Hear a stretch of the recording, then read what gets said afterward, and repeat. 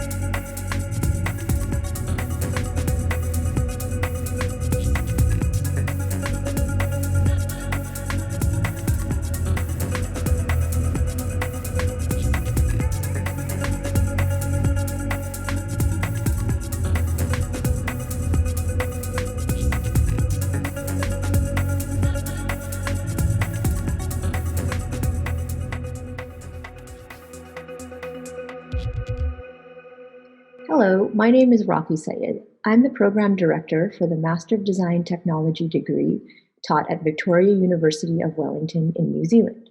I also teach the lighting and rendering class, which is our graduate level course in lighting. This course is really focused on the principles of beauty lighting, and we explore lighting mainly through the context of character lighting. We begin with establishing some frameworks for Rembrandt lighting. We look at the Renaissance and how painters at this time, particularly Rembrandt, figured out that if you position one key light in a particular way, it is the maximal way to create a beauty lighting scenario for a character. And we look at Renaissance paintings, we look at classical Hollywood films, we look at contemporary visual effects films, and we see that this is a principle that is applied over and over again. We begin by doing an exercise where the students go into the studio, set up practical lights, and light themselves in a Rembrandt style. And I believe this really helps them understand this principle of like, what is the ground truth of how light operates in the real world. And then we continue to return to this theme over and over again as we move into the digital lighting tools with Houdini and solid angles. What this exercise and all of our exercises do is establish the relationship between light and materials, and of course, PBR rendering. The course is really designed to measure light and realism in order for us to then, as designers, depart from it in a deliberate way, regardless of the rendering technology. And so it's really great for us to be able to do this in a practical way, and then create our digital human avatars, bring them into Houdini, and start to explore more complexity with the lighting tools in Houdini.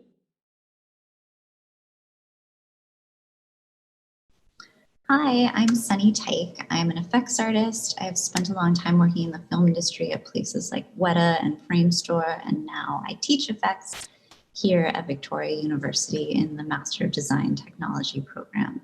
So effects are a bit of a gray area in the industry. I tell my students that effects are anything in CG that moves because of a force. So this can be trees blowing in the wind, it can be fire, water, or magic. But regardless of what the effect is, I always emphasize privileging the visual outcome over the technique. So I'm always telling my students, I don't care how they did something, I only care if it looks believable. And the reason I love teaching effects in Houdini, I think, is the same reason that professional artists love using Houdini. It encourages you to problem solve in this methodical, modular way where you build something from the ground up. So you start simple and then you build in the complexity as you need it. Another reason I love Houdini is how much of a robust tool it's become for everything that's not effects. So environments, assets, lighting, materials, and these are all the things that I emphasize in my class. Students need to be learning alongside the effects. So we're always putting our effects into the context of an environment or a shot. And I'm just going to step through a couple of our assessments to give you a sense of what we're doing here. This is the first assignment where we use particle simulation to convey actions. So the students take some verbs and they use forces in a particle simulation to give the viewer a sense of that action. Soon after that, we step to using effects in interaction with a character. So this assessment is about making a character appear or disappear. And Jared knows I love Star Trek, so he did this cool transporter effect. Rachel did a great job here of composing the motion of her effect in such a way that we really feel the interaction between the effect and the character, even though in reality there's not a whole lot of it.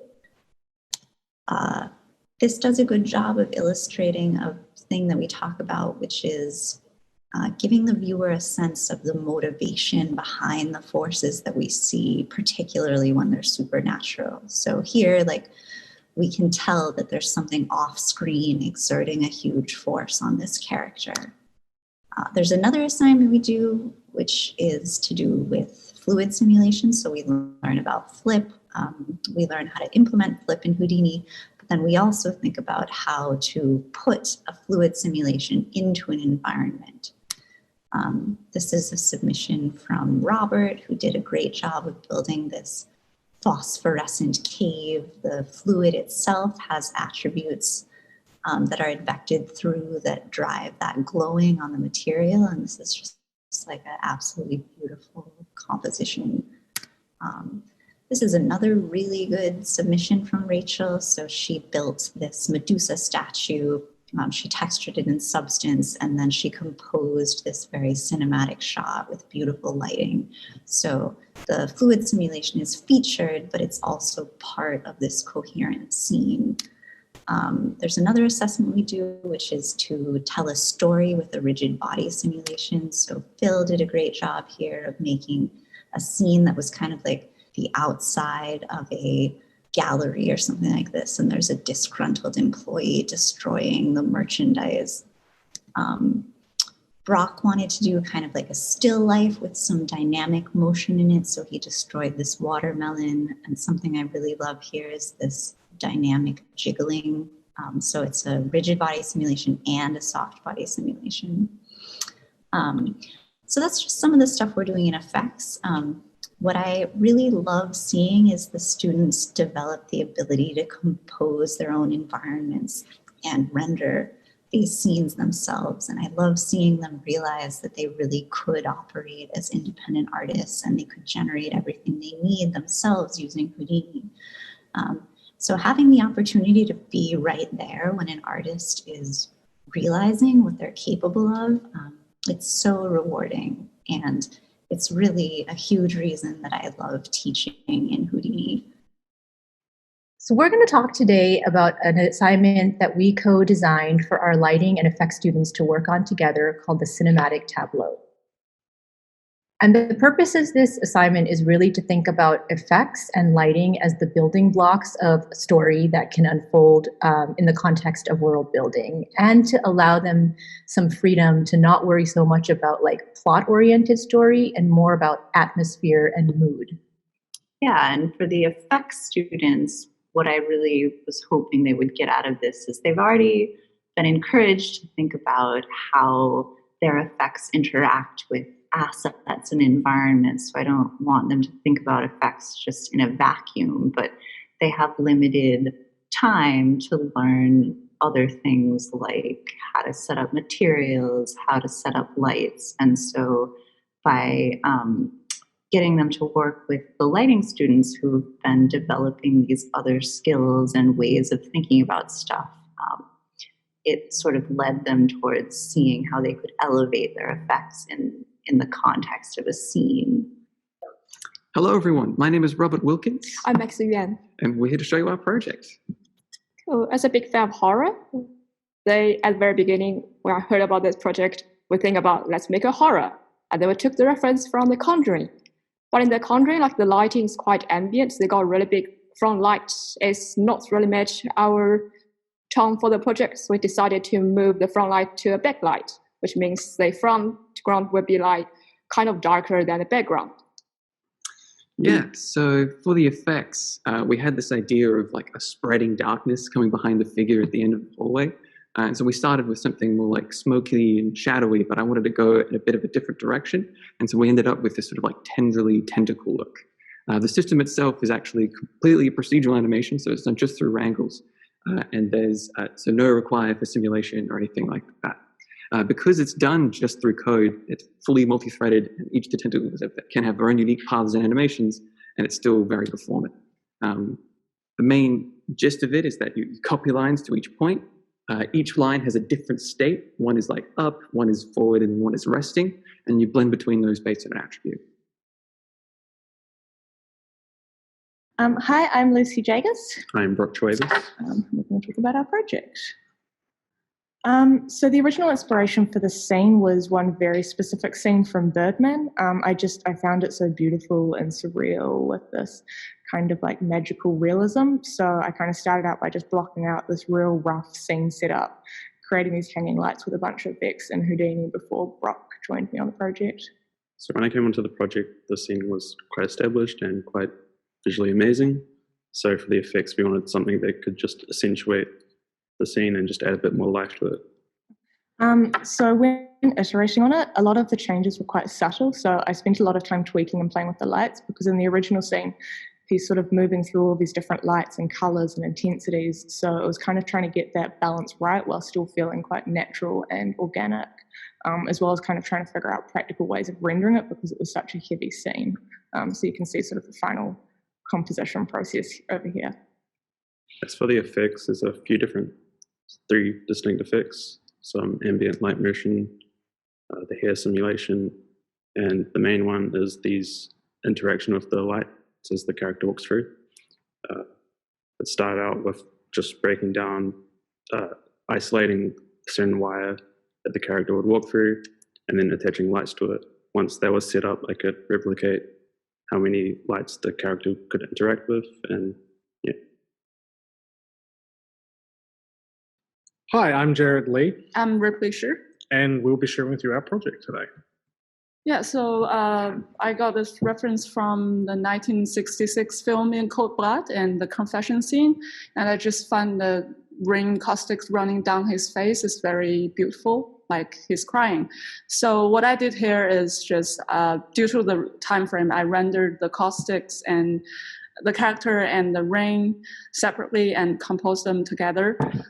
So to get the more artistic control, I used the ray switch shader on the rain, and then a shadow catcher mat on the character. So turn the shadow into caustics and render the emission pass out and pull out the alpha mask and use that to make the fake caustics.